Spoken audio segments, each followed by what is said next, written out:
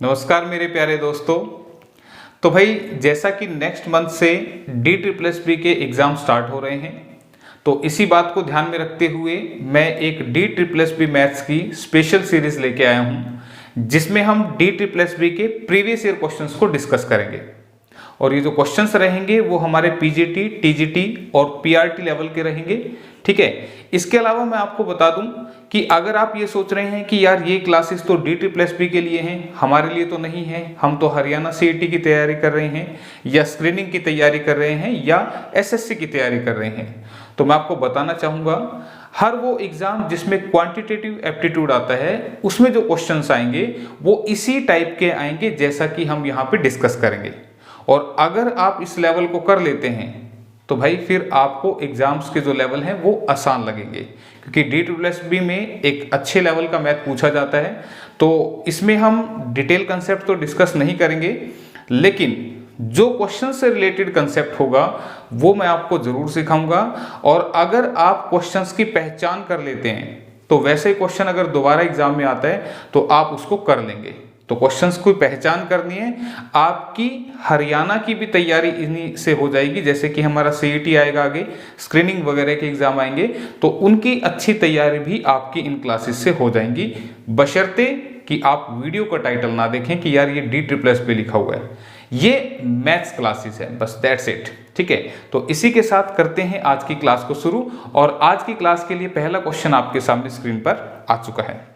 तो क्वेश्चन क्या है कि P और Q की वर्तमान आयु का अनुपात 3:5 है। 7 वर्ष बाद Q की आयु 42 वर्ष हो जाएगी, तो 8 वर्ष बाद P की आयु जो है वो कितनी होगी। क्वेश्चन बाइलिंगुअल है, इंग्लिश वाले उसको पढ़ लीजिएगा, ठीक है। और ध्यान से जितना सुनेंगे उतना ज़्यादा चीज़ें समझ में आती चलेंगी। यहाँ पे बोल रहा है कि P और Q जो है उनकी जो प्रेजेंट एज है, P और Q, इनकी प्रेजेंट एज का रेशियो कितना है, 3:5। ये प्रेजेंट एज है, यानी कि वर्तमान आयु है, ठीक है। तो ये एग्जैक्ट वैल्यू नहीं है, क्यों? क्योंकि ये रेशियो है। ये 3 का है, ये 5 का है, ये 30 का भी हो सकता था, ये 50 का भी हो सकता था, ये रेशियो दे रखा है।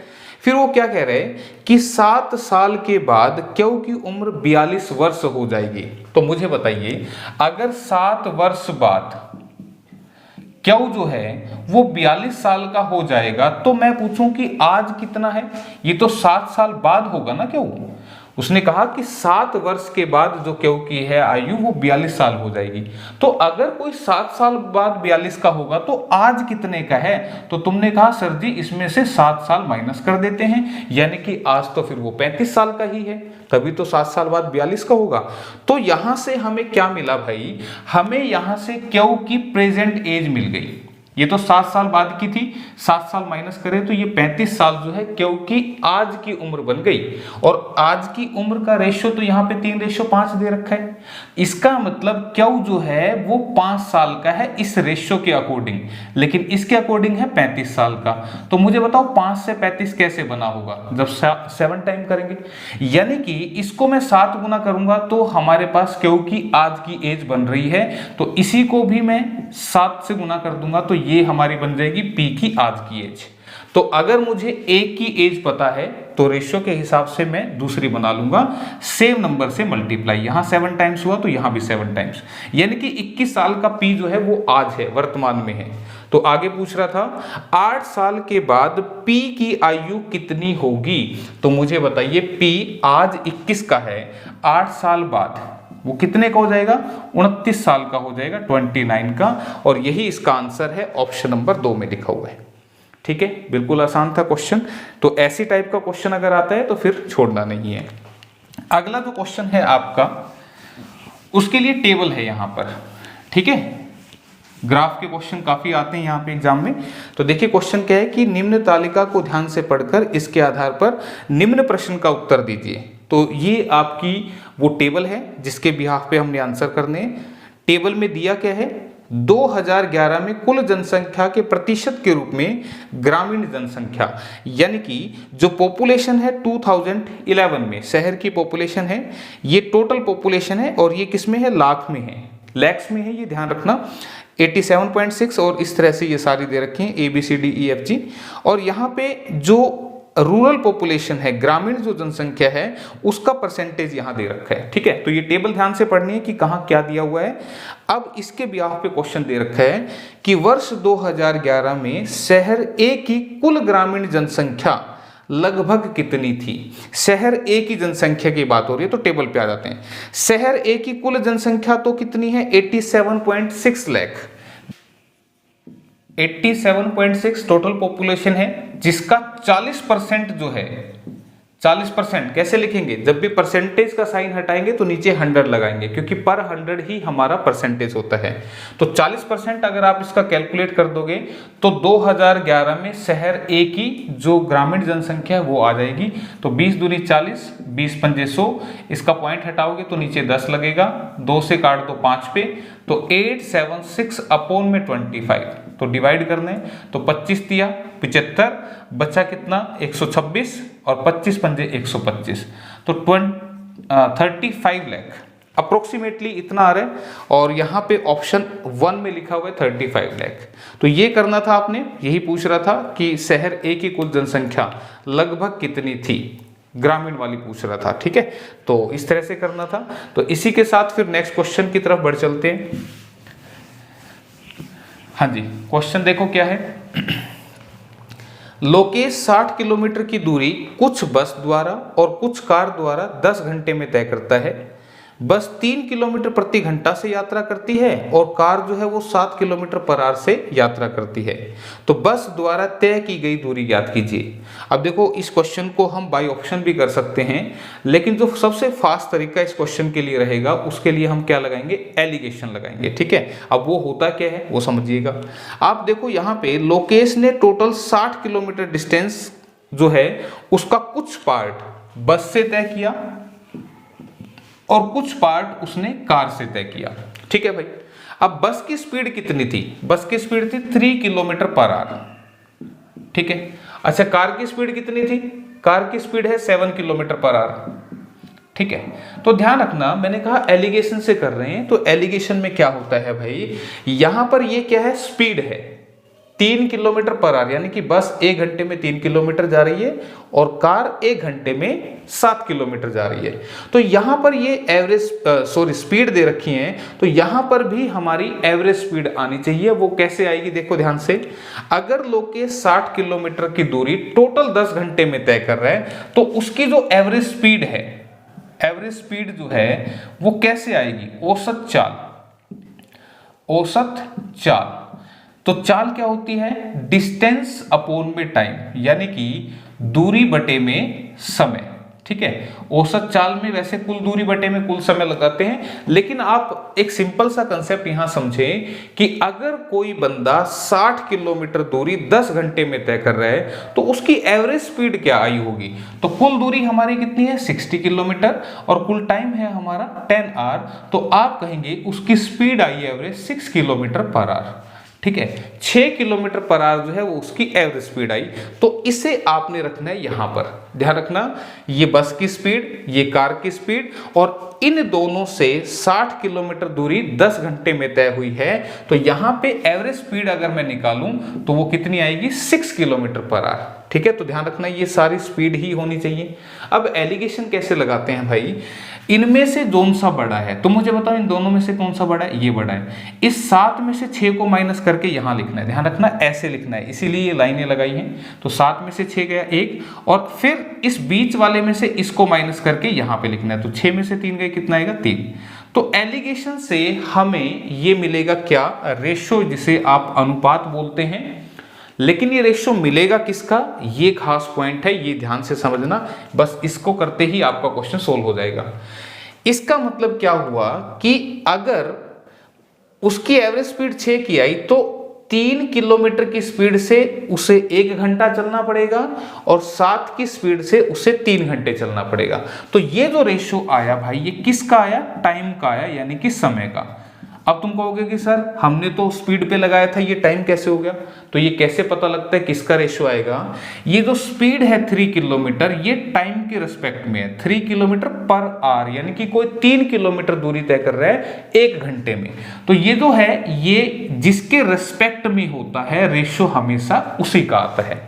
ठीक है, जैसे मैं छोटा सा एग्जांपल और देता हूं। मैंने कहा एक दाल है जिसका रेट है 40 रुपीज पर केजी, एक दूसरी दाल है जिसका रेट है लेट 100 रुपए पर केजी, और हमने इन दोनों को मिला के एक मिक्सचर बना दिया जिसका रेट है मान लो यहां पे 60 रुपीज पर केजी। ठीक है, तो आप एलिगेशन लगाएंगे तो 100 में से 60 गया, कितना बचेगा 40, 60 में से 40 गए तो कितना बचेगा 20, और काटेंगे तो जो रेशियो बनेगा 2:1। तो ये किसका रेशियो आएगा, ये किसका आएगा, ये रेट किसके रिस्पेक्ट में है, वेट के रिस्पेक्ट में, वजन के रिस्पेक्ट में, ये वेट यानी कि वजन के रिस्पेक्ट में है। यानी कि 40 वाली दाल और 100 वाली दाल को मिक्स करके अगर मैं एक ऐसा मिक्सचर बनाना चाहता हूं जिसका रेट 60 रुपए पर केजी हो, तो उसके लिए मुझे इसके 2 हिस्से मिलाने पड़ेंगे और इसका एक ही हिस्सा मिलाना पड़ेगा। ठीक है, तो यही बात मैंने यहां बोली थी कि इस स्पीड से और इस स्पीड से अगर मैं चाहता हूं एक एवरेज स्पीड 6 की आ जाए, तो इससे मुझे 1 घंटा ट्रेवल करना पड़ेगा और इससे मुझे 3 घंटे ट्रेवल करना पड़ेगा। ठीक है, तो यहां पे देखो ये वेट का रेशियो आएगा, ठीक, यानी कि ये 2 किलो लेनी है, ये 1 किलो लेनी है, और यहां पर ये टाइम का आ गया। तो अगर तुम्हें टाइम का रेशियो पता लग गया तो अब मुझे बताओ, मैंने यहां बोला कि 1 घंटा तो इससे चले और 3 घंटे इससे चले, यानी कि वो टोटल 4 घंटे चले। लेकिन कौन कह रहे 4 घंटे, वो तो 10 घंटे चला है। तो यानी कि 10 घंटे को मैं एक हिस्सा इधर और 3 हिस्से इधर रखूंगा, यानी कि 4 हिस्सों में तोड़ दूं तो एक हिस्से की वैल्यू कितनी आ जाएगी, तुमने कहा 2.5 घंटे। मैंने कहा कि 10 में से एक हिस्सा इधर दे दो और 3 हिस्से इधर दे दो, यानी कि 2.5 का एक हिस्सा हो गया। तो इसका मतलब 2.5 घंटे यहां और इसको भी 2.5 करेंगे तो 7.5 घंटे यहां, यानी कि 7.5 घंटे तो इस स्पीड से उसने ट्रेवल किया और 2.5 घंटे उसने इस स्पीड से ट्रेवल किया। क्लियर है। तो अब यहां पर देखो उसने क्या पूछा था, उसने पूछा था बस ने कितनी दूरी तय की। तो बस द्वारा तय की गई दूरी, तो दूरी होती है चाल गुना में समय। ये फार्मूला होता है डिस्टेंस निकालने का, distance is equal to speed into में टाइम। तो मुझे बताओ बस से अगर दूरी तय कर रहे हैं तो बस की स्पीड कितनी है 3 की, और कितने घंटे तक चला 2.5 घंटे। तो 2.5 घंटे को 5/2 लिख दे। किसी को नहीं समझ में आया तो 2.5 का मतलब 5/2, 2 दूनी 4 और 1 5/2। तो कितना बनेगा 15/2, यानी कि 7.5 किलोमीटर। यानी कि उसने 7.5 किलोमीटर दूरी जो है वो बस से तय की। और अगर मैं 7 की स्पीड से इससे चलूंगा तो फिर जो मेरा डिस्टेंस आएगा वो कार वाला डिस्टेंस आएगा। और ध्यान रखना फिर दोनों डिस्टेंसों का टोटल जो है वो 60 ही बनेगा।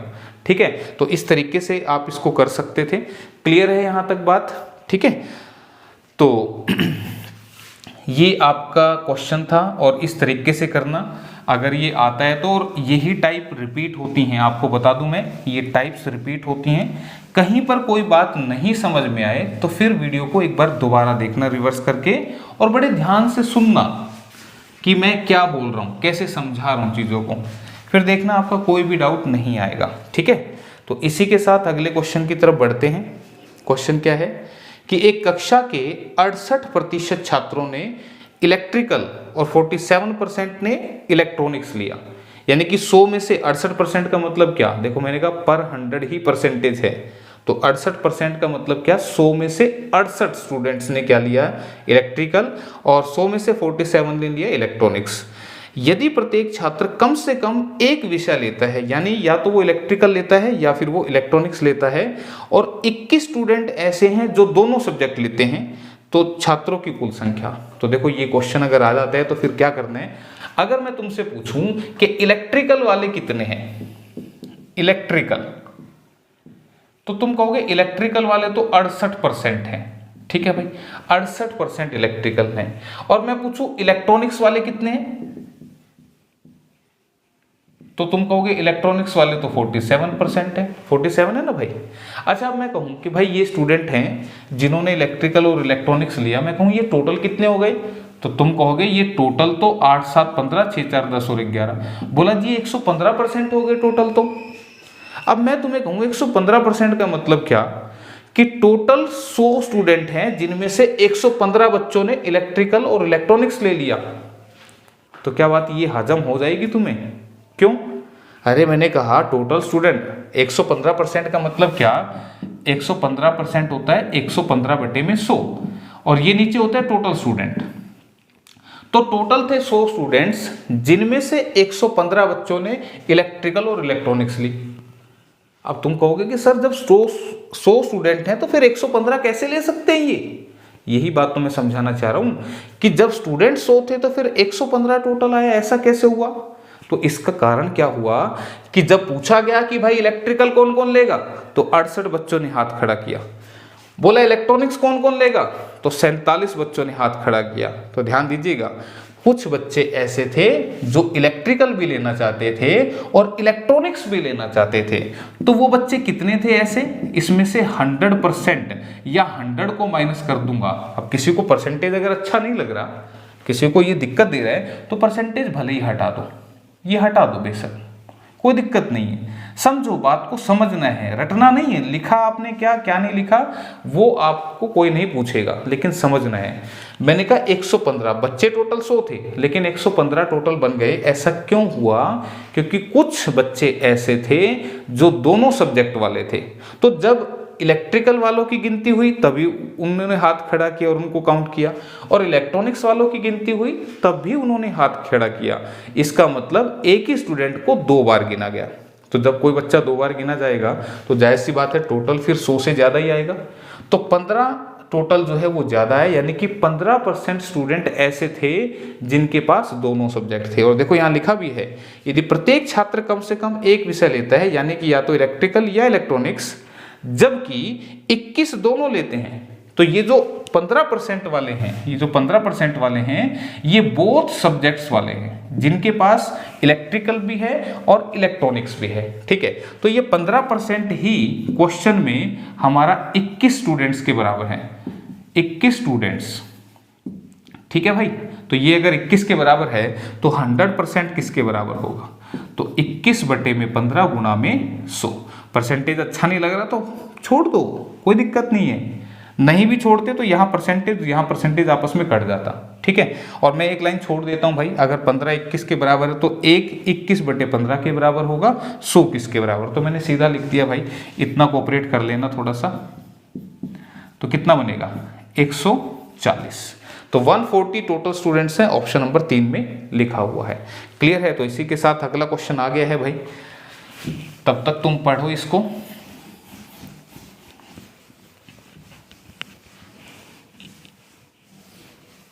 हाँ जी, क्या कह रहे हैं? पढ़ो तब तक, उजाला सफेदी लाई जाए यहाँ पर। और वीडियो पसंद आए ना तो लाइक कर देना, जबरदस्ती नहीं है, नहीं पसंद आए तो मत करना। ठीक है, कोई दिक्कत नहीं है, बस तुम पढ़ लो। 2 संख्याओं का HCF 17 है और इनका योग 119 है, तो संख्याओं के ऐसे कितने युग्म संभव हैं? तो ध्यान से सुनना मेरी बात। यहाँ पर ये जो HCF शब्द होता है, HCF होता क्या है पहले इसके बारे में थोड़ा सा बता दूं। जैसे एक नंबर 12 है और एक नंबर 20 है, ये 2 नंबर मेरे पास हैं, ये 2 नंबर हैं। ठीक है, तो अगर मैं कहूं कि क्या ये कट रही हैं किसी से, तो तुम कहोगे बिल्कुल सर जी, ये तो 4 3 12 और ये 4 5 20, ये तो कट रहे हैं। मैंने कहा किससे कटे? तुमने कहा 4 से कटे। तो भाई ये जो 4 है ना, इसी को आप HCF बोलते हैं।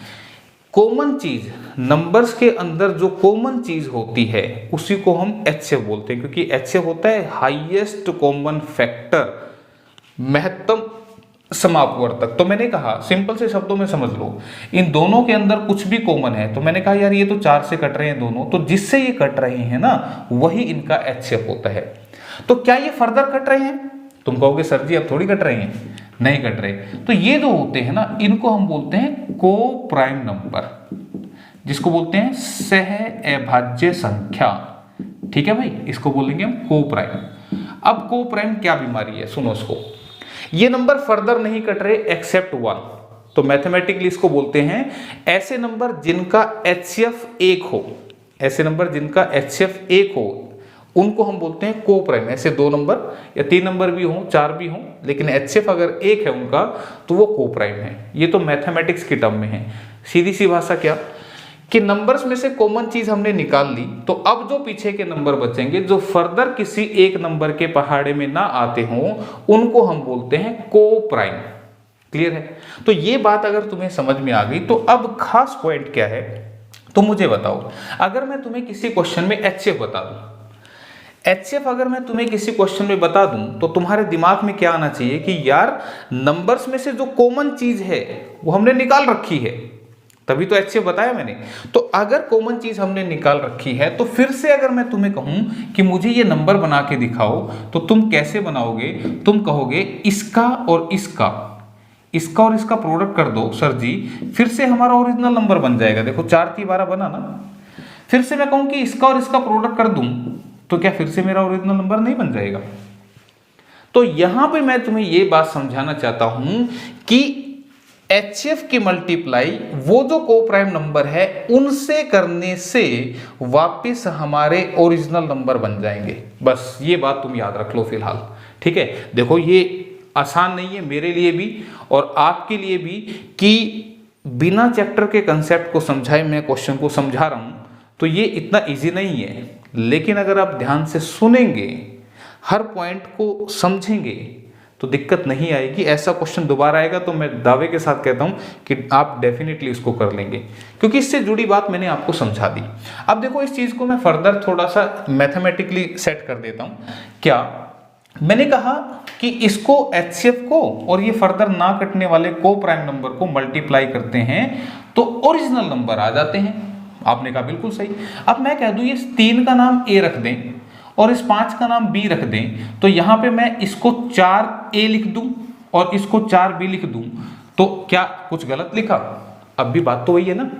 तो ये मैं क्यों लिखना चाह रहा हूं, यहीं से तो मैं क्वेश्चन समझाऊंगा तुम्हें। तो ये 4A 4B, इसका नाम A है, इसका नाम B है, ठीक है। एग्जांपल से क्लियर हो गया। तो अब क्वेश्चंस की तरफ चलते हैं। जो हमारा क्वेश्चन है उसमें बोल रहा है कि दो संख्याओं का HCF 17 है। इसका मतलब हमने मान लिया जो नंबर्स हैं वो क्या है, 17A और 17B। ये बात तुम्हें बस समझनी है। ये 17A और 17B, यहां पर जो A और B कैसे हैं, A और B कैसे हैं भाई, को प्राइम है, सह अभाज्य हैं। अभी मैंने बताया को प्राइम कैसे होते हैं, तो ये वाली बात यही है, ठीक है। तो अब यहां से अगर मुझे A और B की वैल्यू पता लग जाए तो मुझे ये नंबर पता लग जाएंगे, है ना।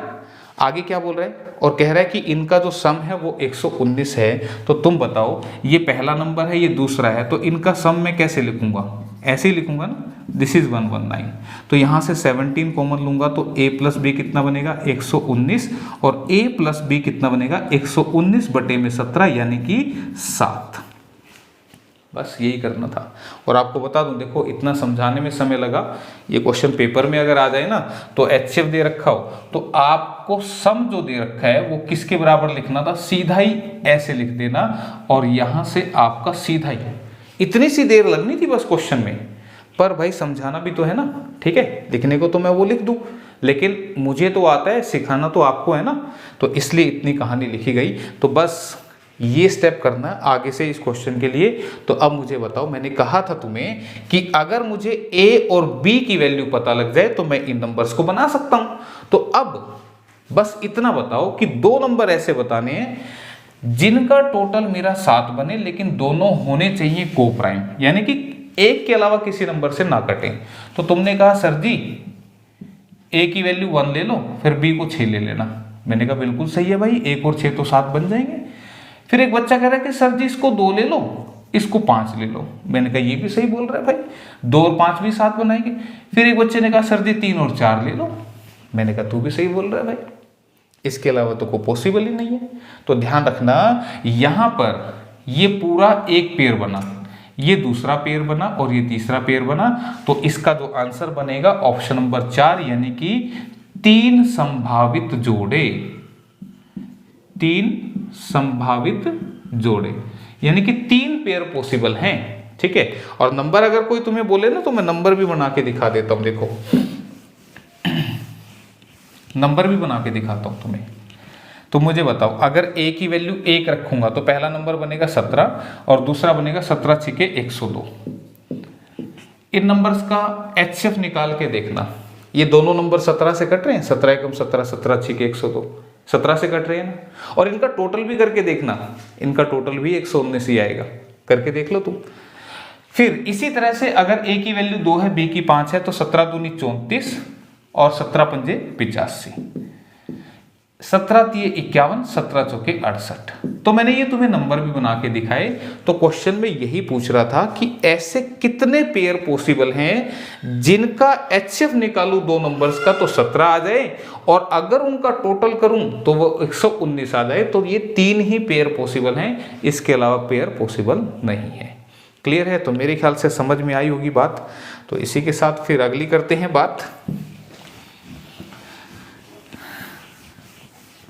ठीक है, तो ये क्वेश्चन अब आधे तो ऐसे कर देना फटाफट। क्वेश्चन पढ़ो भाई, क्या कह रहे हैं। जब किसी संख्या को 308 से विभाजित किया जाता है तो शेषफल 60 प्राप्त होता है, और अगर उसी संख्या को 28 से विभाजित करें तो शेषफल क्या होगा। बिल्कुल आसान सा क्वेश्चन है। क्या करना है, एक नंबर है, मैं इसको थोड़ा सा बना रहा हूँ। एक नंबर है जिसे अगर मैं 308 से डिवाइड कर रहा हूँ तो जो शेषफल है वो कितना आ रहा है, रिमाइंडर कितना आ रहा है, 60। अगर इसी नंबर को मैं डिवाइड कर दूं किससे, 28 से, तो रिमाइंडर क्या आएगा। ये है क्वेश्चन। तो नंबर तो मुझे मालूम ही नहीं है भाई, तो करना कुछ नहीं है, नंबर की जरूरत ही नहीं है। ये वाला जो रिमाइंडर है ना, ये पहले वाला जो शेष है, इसको उठा के ना बस 28 से भाग कर देना। ठीक है, 28 से भाग करूंगा तो 28 दूनी 56, कितना शेष बचेगा, 4, और ये आंसर आगे खत्म हो गया। बस कुछ नहीं करना। तो 4 शेष ऑप्शन नंबर 2 में लिखा हुआ है। बस एक गलती मत कर देना। क्या तुम कहोगे सर जी इसको भाग देना है तो क्यों ना थोड़ा छोटा कर ले। बोला 4 सत्ते 28, 4 से 15, है ना। कुछ एक बच्चे ऐसी कला भी दिखा सकते हैं। बोला छोटा करके हमने तो शेष ही देखना है, तो 15 को 7 से काटूंगा तो 7 दूनी 14, एक रिमाइंडर आ जाएगा। और जैसे ही वो एक रिमाइंडर करेगा वो गलत हो जाएगा। क्यों? अरे भाई तुम खुद दिमाग से सोच के देखो, 28 से अगर 60 को भाग करूंगा तो 28 दूनी 56, रिमाइंडर तो 4 बचेगा ना, तो फिर एक कैसे आ जाएगा। तो बाई चांस अगर ऐसी गलती हो भी जाए ना, तो तुमने किससे काटा, 4 से, तो भाई इसको फिर 4 से गुणा कर देना, वापस आंसर 4 बन जाएगा। ठीक है, क्लियर है ये बात समझ में। इसके अलावा और बात भी सुन लो, यही क्वेश्चन ऐसे भी पूछ सकता था। बोला अगर इस नंबर के स्क्वायर को 28 से डिवाइड कर दूं तो क्या हो जाएगा, क्या शेष आएगा। तो तुमने क्या करना है, नंबर तो निकालना नहीं है, इसका स्क्वायर कर देना, फिर इसका स्क्वायर करके डिवाइड कर देना, आंसर आ जाएगा।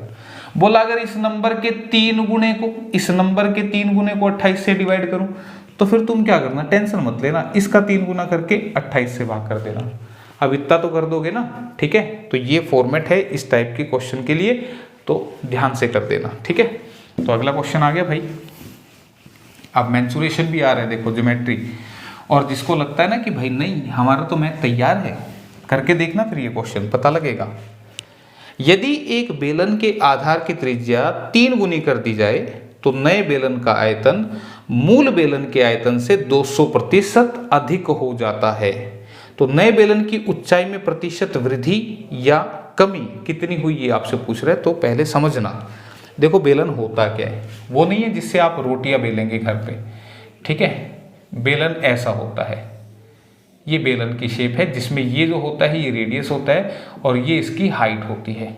ठीक है, तो आयतन की बात हो रही है ना, वॉल्यूम की, तो भाई इसका जो वॉल्यूम यानी कि आयतन जो होता है वो होता है पाई आर स्क्वायर इंटू में एच, ये इसका वॉल्यूम होता है। ठीक है, ध्यान से समझ में आ रही है बात।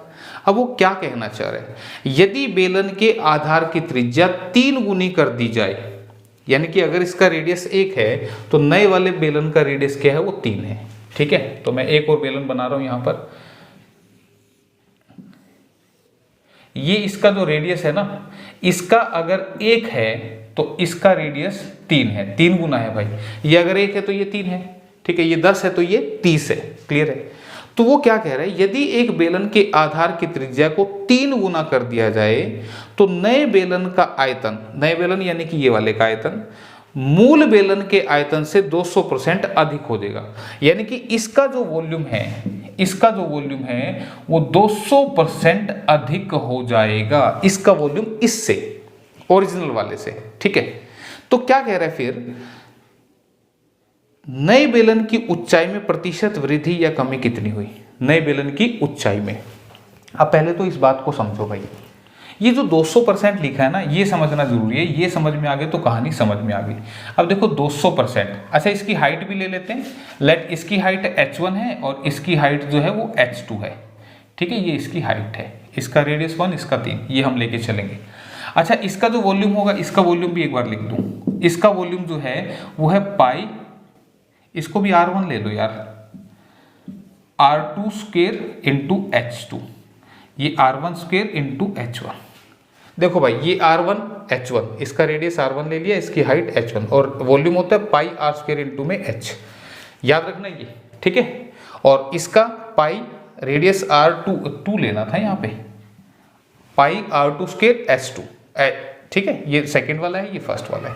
तो अब देखो, वो कह रहा है कि जैसे इसका रेडियस 3 गुना हुआ, इसका जो वॉल्यूम है, इस वाले का वॉल्यूम 200% बढ़ गया ओरिजिनल वाले से। अब ये 200% क्या होता है? देखो 200% होता है 200 बटे में 100। मैंने अभी बताया कि 200% परसेंटेज हटता है तो नीचे 100 आता है। ये जो नीचे लिखा होता है ना, ये ओरिजिनल होता है, ये ओरिजिनल होता है, और ये नया होता है, नए वाला। अब इतना बढ़ गया तो फिर इसमें प्लस करना पड़ेगा, ठीक है। ध्यान से अब मैं एक बार लिख के दिखाता हूं। तो उसने क्या बोला? नए बेलन की ऊंचाई में प्रतिशत वृद्धि। अब मुझे बताओ, इस वाले बेलन का वॉल्यूम कितना है? तुम कहोगे पाई R1 स्क्वायर H1, मैंने कहा बिल्कुल सही। मैं कहूँ इसका वॉल्यूम कितना है? तुम कहोगे पाई R2 स्क्वायर इंटू में H2, इसमें भी कोई दिक्कत नहीं लगाओ, चाहे ऐसे लिख दो, कोई नहीं। इक्वल टू, मैं कहूँ इसका वॉल्यूम कितना है? तो तुमने कहा ओरिजिनल का वॉल्यूम 100 है। अब इसका जो वॉल्यूम है बाद वाले का, वो 200% बढ़ गया। इसका मतलब 100 वाली चीज 200 बढ़ गई। ध्यान रखना, कोई चीज 100 थी, अब वो 200 बढ़ गई, तो वो कितनी हो गई फिर? 300, ठीक है। तो ध्यान रखना, कोई चीज 100 थी, अब वो 200% बढ़ गई, तो वो 300 हो गई। तो यहां से बस अब इसको सोल्व करना था। कैसे? देखो, पाई से पाई उड़ा, R1 की वैल्यू को 1 रखूंगा तो 1 का स्क्वायर 1 बनेगा, इंटू में H1। R2 की वैल्यू को 3 रखूंगा तो 3 का स्क्वायर कितना बनेगा? 9, इंटू में H2, इक्वल टू 0 से 0 कट गए, दिस इज 1/3, ठीक है। 3 से इधर काट सकते हैं, बराबर हो तो लेवल पे कट सकते हैं। तो यहां से H1 जो है वो 3 टाइम H2 होगा। H1 equal to 3 time H2, cross multiply हुआ ना, ऐसे क्रॉस मल्टीप्लाई हुआ, तो H1 3 टाइम्स ऑफ H2, ठीक है। तो पूछ रहा था हाइट नए बेलन की, तो हाइट जो है नए बेलन की वो 1/3 होगी पुराने वाले बेलन की हाइट का। तो कहीं पर दिख रहा है? तो 1/3, अच्छा ये लिख भी उसमें रखा है यार। ये वो पूछ रहा है कि नए बेलन की ऊंचाई में कितने प्रतिशत की वृद्धि या कमी हुई। अब देखो यार, यहाँ पे एक चीज और भी है, ठीक है। तो यहां से हमने क्या निकालना था? रेशो निकाल लेना था, वो ज्यादा अच्छे से रहेगा, ठीक है, वो ज़्यादा ठीक रहेगा। वो लास्ट लाइन मैंने ध्यान नहीं दी। यहाँ पे अगर मैं बोलूँ कि इसको अगर सोल्व करेंगे भाई, तो ये कितना बनेगा? तो तुम काटने के लिए ना थोड़ा सा मैं एक चीज़ करके बताता हूँ ताकि दिक्कत ना आए। ये 3 अब इधर चला जाएगा, तो H1/H2 इज इक्वल टू 3/1। देखो फिर से बता देता हूँ, 3 से मैंने 9 को काटा, 3 आया, तो इस 3 को मैं इधर ले गया, H1 H2 को मैंने यहीं रखा, और ये 3 इधर चला गया, तो 3/1 ये बन गया, ठीक है। तो अब मुझे यहां पे बताओ कि अगर वो पूछ रहा है कि नए बेलन की ऊंचाई में कितने प्रतिशत वृद्धि या कमी हुई, तो हाइट जो पहले वाले बेलन है उसकी तो 3 है, और नए वाले की हाइट 1 है। जो पहले वाला है उसकी हाइट कितनी है? 3, और नए वाले की हाइट कितनी है? 1। तो हाइट बढ़ी कि घटी? अगर मैं तुमसे पूछूं कि हाइट क्या हुई, तो तुम कहोगे सर जी पहले 3 थी अब 1 हो गई, तो तुम कहोगे 2 घट गई। मैंने कहा 2 घट गई, ठीक है, लेकिन कितने % घट गई? तो उसके लिए आप कैसे करते हैं? तुमने कहा 3 से 1 हो गई तो 2 कम हो गई, तो ओरिजिनल कितनी थी? 3 थी, इंटू में 100%। ये परसेंटेज निकालने का तरीका है। तो 200/3, तो 3 छिके 18, 3 छिके 18, 66.6%, ये इसका जवाब बनेगा। और ऐसा लिखा है ऑप्शन नंबर 4 में, ठीक है। ध्यान से, क्वेश्चन बढ़िया था, ठीक है। क्या कह रहा था, मैं फिर से थोड़ा सा एक्सप्लेन कर रहा हूं कि एक बेलन है ओरिजिनल, अगर इसका रेडियस 3 टाइम कर दिया जाए तो जो नए वाला बेलन है उसका जो वॉल्यूम है वो 200% बढ़ जाता है। ध्यान रखना, यहाँ पर खास लिखा है ये बात कि नए बेलन का आयतन मूल बेलन के आयतन से 200% अधिक हो जाता है। अधिक होने का मतलब क्या हुआ? 200% होता है 200/100, यानी कि अगर ओरिजिनल सिलेंडर का वॉल्यूम 100 है तो नए वाले का 200 प्लस बढ़ जाएगा, तो 100 + 200 कितना हो जाएगा? वो 300 हो जाएगा। तो यहां से मैंने पुराने वाला यानी कि जो हमारा ओरिजिनल है उसका वॉल्यूम बटे में नए का वॉल्यूम इक्वल टू पहले वाले का वॉल्यूम 100 और बाद वाले का वॉल्यूम 300, 200 बढ़ के 300। ठीक है, तो अब यहाँ से काटा मैंने, तो यहाँ पे R1 की वैल्यू को 1 रखा, R2 की वैल्यू को 3 रखा, तो यहाँ से जो हमारा आ गया कट पिटा के H1/S2 3/1 आ गया।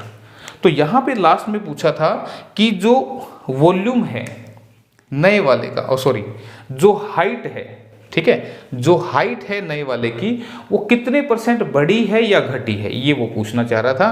तो मैंने कहा पुरानी हाइट थी 3, नई हाइट है 1, तो क्या हुआ, तो तुमने कहा 2 घट गई, तो जितनी घट गई हमने ऊपर लिख ली। तो कैसे पता लगा तुम्हें घट गई, तुम्हें इस 3 से पता लगा, भाई 3 से 1 यानी कि 2 घटी है, तो जिससे पता लगा वो नीचे आएगा, और कितने % हुआ, इनटू में 100%, सो आंसर बिकम्स 66.6%। तो क्लियर है मेरे ख्याल से, अब 2 बार मैंने एक्सप्लेन भी कर दिया। तो इसी के साथ हम नेक्स्ट क्वेश्चन और करते हैं फिर।